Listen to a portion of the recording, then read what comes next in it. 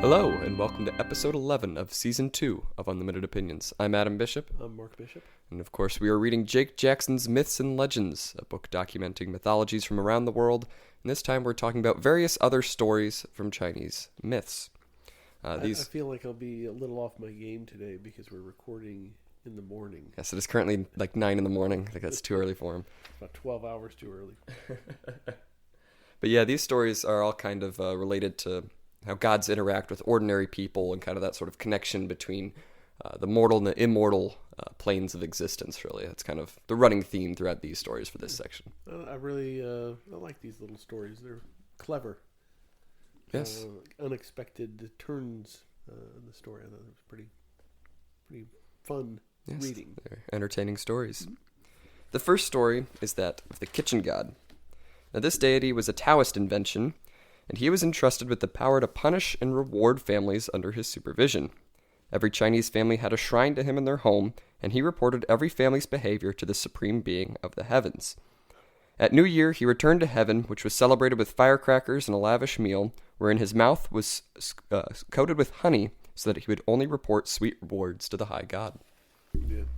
Sweet words. Sweet words, that's what I said. You said wards. I'm so sorry. Yeah, this one and the next one, the door gods were...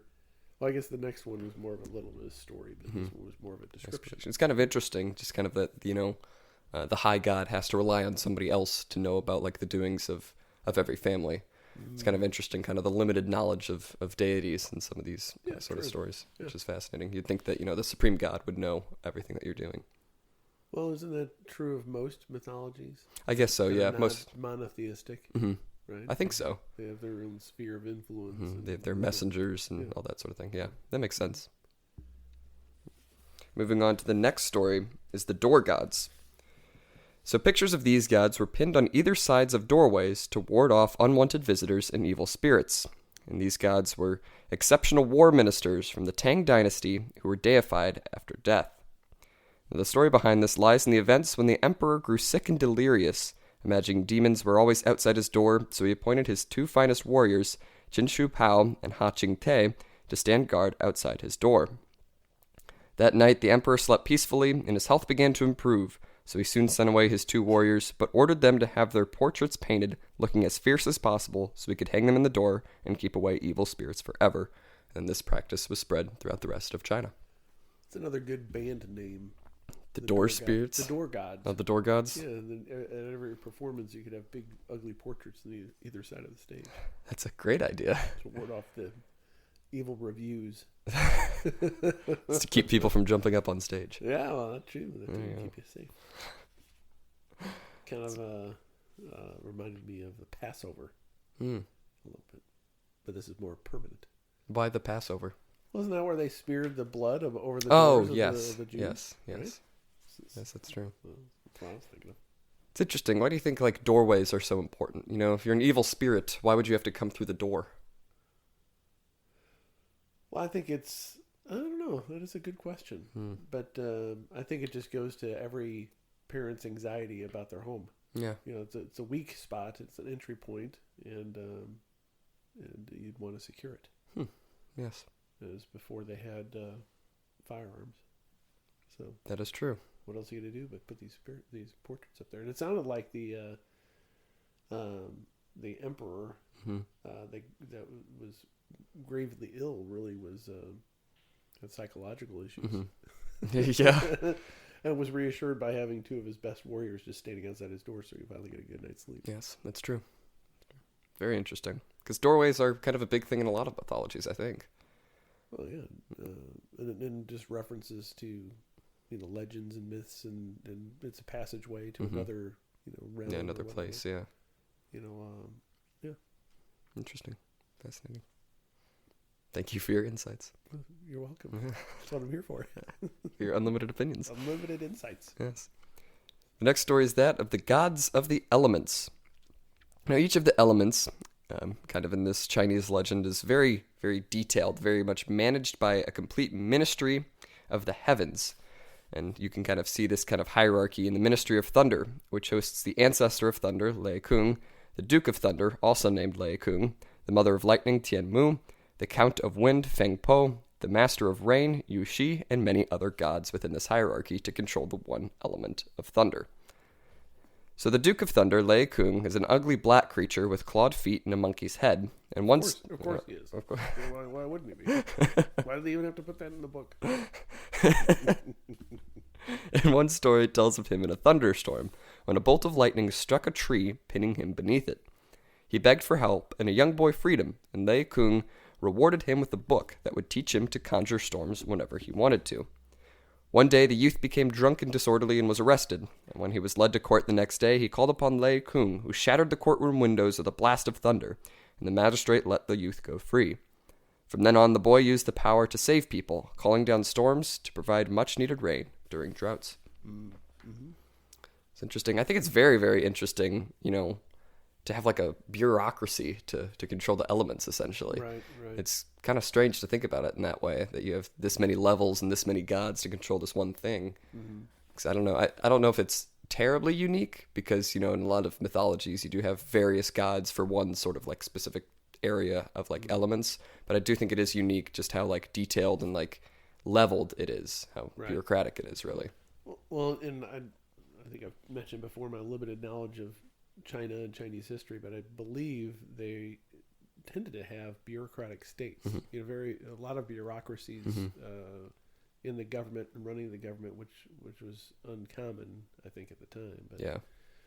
I was going to say something else, and I completely lost my train of thought. Well, I just think it's interesting. Oh yeah, I remember what it is. So okay, I just had to start talking. Yes, you could. Yeah, it's like a lot of these stories is legends and stuff. There's a lot of references to the study of knowledge. It's kind of and the value of that, like a person who just focuses on either as a hermit or whatever, reading books, and this guy's rewarded not with power necessarily, but knowledge and how to obtain the power. A lot of these stories feature people learning magic, essentially. It's not just given to them, which I think is fascinating. It's also interesting just how often like magistrates are, kind of seen in these stories, how important like the law seems to be. And then kind of how you were mentioning, a lot of these gods, if they come into power somewhere, they do appoint, ministers and stuff. And so kind of seeing like different people can be appointed to these positions of power is just interesting. It's a strange focus, almost for a mythological story to go into the bureaucracy of how things work. Right. Usually that's kind of just left unsaid. Correct. It's fascinating, very fascinating. Yeah, because it's not, it's just the humdrum daily management of the government. Somehow it has a more prominent role in these stories. Exactly. The next story is that of the goddess of mercy, who is the most popular Buddhist goddess, named Yuan Qin, who was originally represented as a man, but was replaced with a Madonna figure in the mid-7th century. Her name translates to one who hears the cries of the world, and she is the protector of mankind. If one calls out her name in the midst of a fire, the fire ceases. If one calls out her name during a battle, the sword and the spear of the enemy are harmless. And if one is prone to evil thoughts and calls her name, one's heart is purified. Why do you say It's more of a descriptive. More of a descriptive, yeah.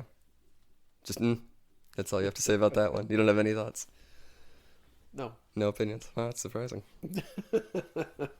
Well, what do you want me to say? I don't know. It's just kind of a neat sort of picture, I guess. All right, well, I'll say the one thing I was thinking. Oh, God.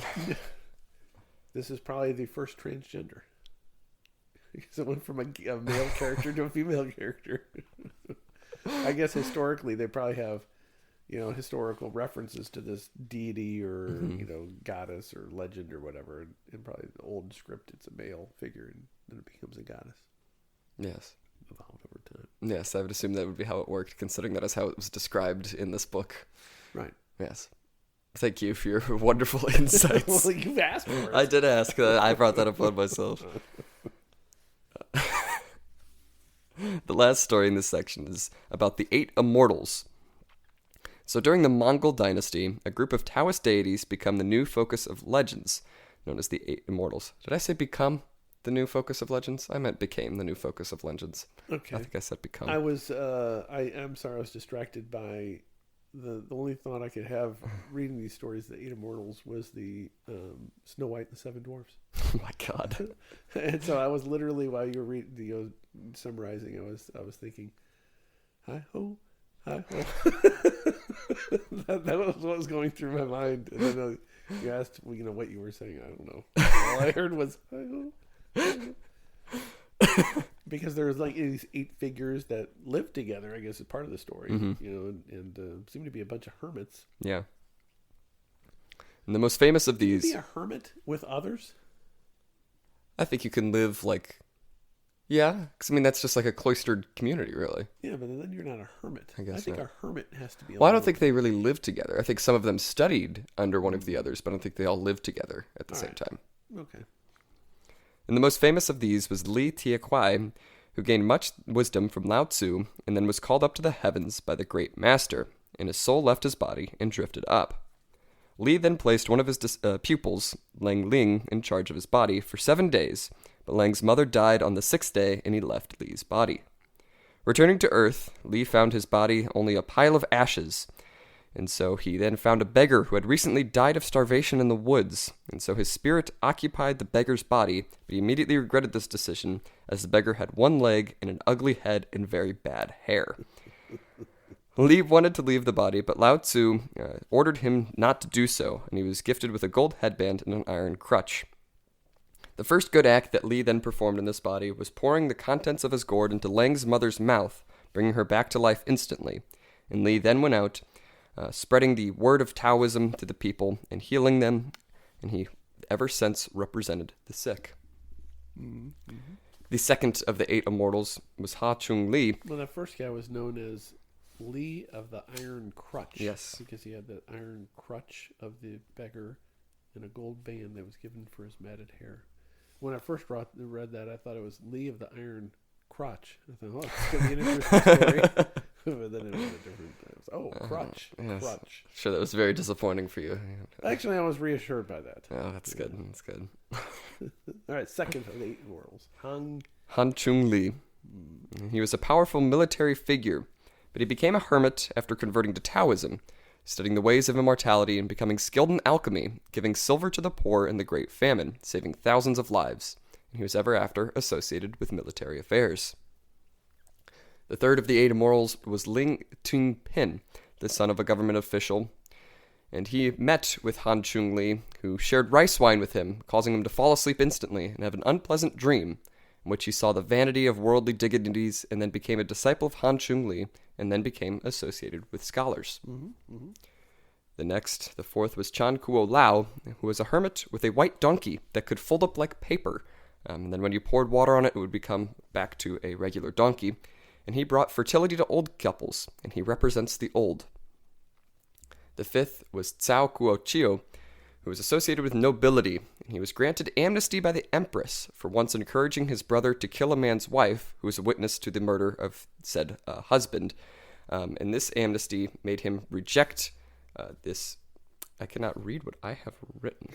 Reject luxury. It was kind of a weird story. It was hard for me to follow as it was written. It was his brother killed a guy to be with the wife. And yes. Then he hid his brother, helped his brother, and the empress wasn't the empress married to him? The emperor was married to his sister. Yeah. So their sister, out brothers, and then they were forgiven for their really pretty bad stuff. Yeah. And that's when he became a hermit, devoting himself to the practice of perfection. Mm-hmm. Maybe you should do that. Wow, that was... You're a perfectionist. I guess I kind of am, yeah. If you were a hermit, I don't know how you can devote yourself to perfection if you're a hermit. I would think you would need more than yourself, but... I don't know.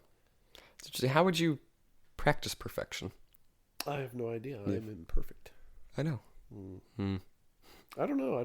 I guess we could read more about what's his name? Cao Kuo Chu? Is that who it is? Cao Kuo Chu. Yeah. He's the fifth one. Mm-hmm. I don't know anything about him, so I don't know how you try to practice perfection. Interesting. I guess as a hermit. Yes. The sixth and seventh of the 8 immortals were both very young people, And the sixth was Han Xiang-tzu, and he was a grandnephew of one of the great poets, and his skill soon far surpassed that of his elder, and he became a disciple of Lu Ting-pin, and he represented learned society.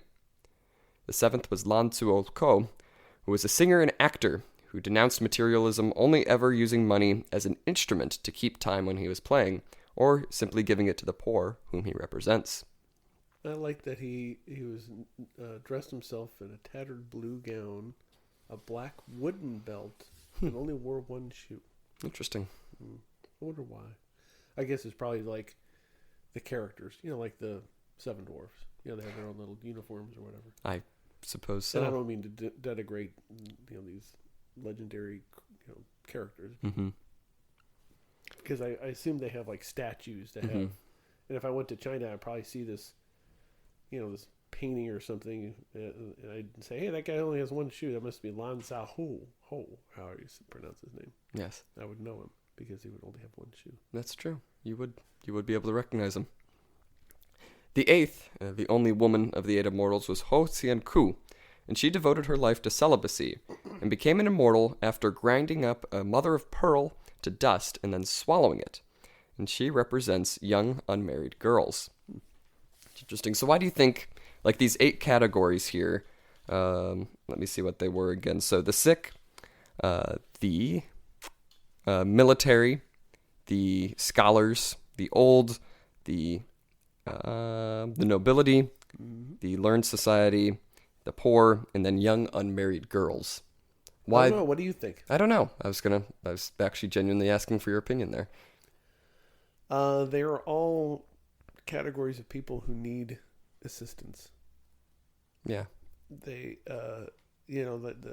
except for possibly, it's unusual about the nobility, but the old, the sick, unmarried girls, in that society, really any of the old society would be at risk, Yeah. The sick, of course. So that's my theory, is that those are the ones. It's kind of like patron saints. Yeah, I was kind of thinking the same patron thing. saint of the sick, a patron saint of lost causes. Yeah, whatever the case may be. It's just interesting because you'd think that it would be more all-encompassing, I guess. Like, I don't know, is it all-encompassing? Is there somebody who'd be like left out that doesn't have one of the 8 immortals to represent them? Like any particular type of person? Yeah, like a regular strong dude. I guess so. Because he didn't need it. Because he's a regular strong dude. Right? I suppose you're right. Yeah. Are there any? I guess they're probably patron saints. I just view them as very similar to a more select number of patron saints. Yeah. Type thing where they you can kind of you're kind of call supposed out to them and seek their guidance. Or supposed to kind of mirror their life in a way. Right. Do what they kind of did. Yeah. It's interesting. The most interesting one to me was Chen Kuo-lao, because he seemed, I don't know, I'm sure there's a story with him, but he seemed very random. He was the one with the white donkey that folded up like paper, and he just grants fertility to old couples. Right.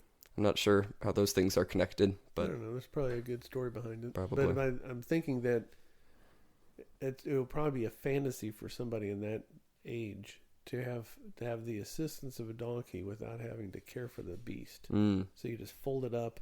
All you have to do is sprinkle with water. And it's back, and you ride it again. And then when you get to where you're going, you don't have to feed it or stable it or clean up after it. You just fold it up and put it in your pocket. It seems pretty ideal. It does seem ideal to me. Yeah. For us, it would be like a flying car that would fold and put in your pocket. Yeah. That'd be pretty cool. That would be pretty cool. Yeah. So very cool. That was what I was thinking. Kind of like the Jetsons. Yes, the Jetsons. The 8 immortals are very similar to the Jetsons. Well, that particular one was a fantasy about easy travel. Yes. And easier life. And I don't know what the connection would be to, fertility to old couples. Although, it's a desire from old couples who are not fertile. Yes. Spot on.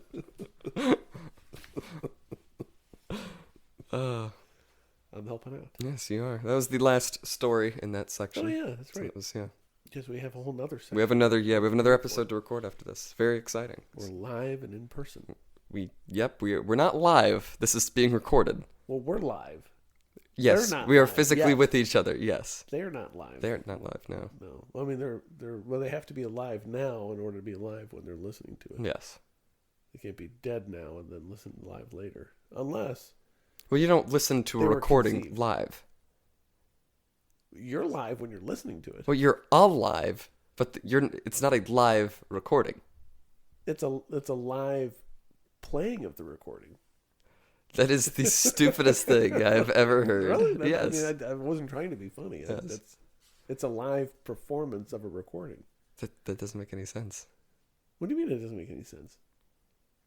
Because, If I have an audience yeah. and I have a little cassette player on the stage and I walk over to it and I press play and it plays some music or some words, that's a live performance of that recording. No, because it's already been recorded. It's not going to change. If it's live, that means it's like being streamed right now. Well, that would be a live performance in the auditorium with a live audience. It'd be more live than a stream. I guess technically, but that'd be saying like handing somebody a glass of water, saying this is melted frozen ice. It is. Like, well, technically, yeah, but it doesn't make sense to say that. You just say this is a glass of water. Well, yeah, it's easy to say it's a glass of water, but it's also condensed, water vapor. Well, sure. Does it make what I said not true? Well, it makes it, but what you said is ridiculous. I don't know why you're arguing with me about this.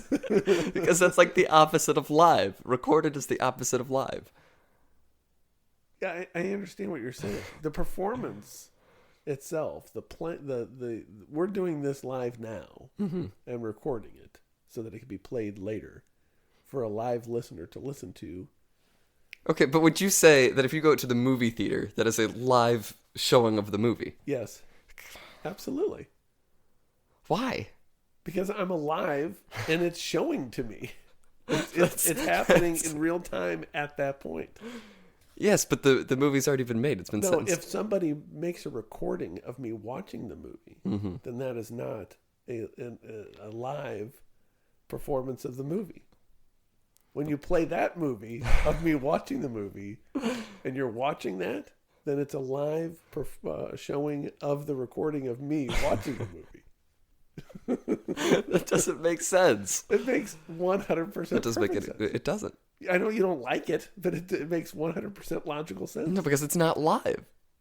What's not live? The If performance, you're the watching of the movie is live. That is the act. Sure. A movie is never live. Yeah, that's what I'm saying. In your sense, but watching the movie is a live performance of that movie. That is absurd. Because if it's just in the can, so to speak, if it's just on a disc or stored somewhere, it's not live. But once you play it and someone receives it, that's a live performance of that movie.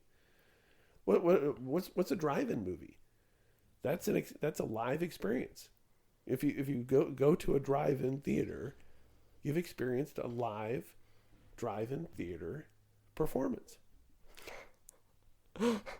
But the entertainment itself, like the movie itself, is not live. It's not alive. That's not what I said. Well, that's why I'm clarifying. It's not live. The movie is not live. Well, what do you mean by live? Because it's already been pre-recorded. If it's live, it means it's being like streamed directly. What do you mean streamed directly? A movie can't be streamed directly. I know, that's what I'm saying. Because my analogy about the movie goes back to the podcast. Because a podcast is not live unless it is actually streamed. This has already been recorded. This podcast can never be live. It can be. Well, it can be, but it won't be. Why not? Oh my god. This is awful. I'm sorry, I didn't go down this path. Yes, you did. No, I didn't. You're the one questioning the wisdom of what I'm saying. That was frustrating. I'm sorry. All right. Well, this has been episode 11 of season 2 of Unlimited Opinions. I've been Adam Bishop. I am still Mark Bishop. And you can still follow us on Twitter.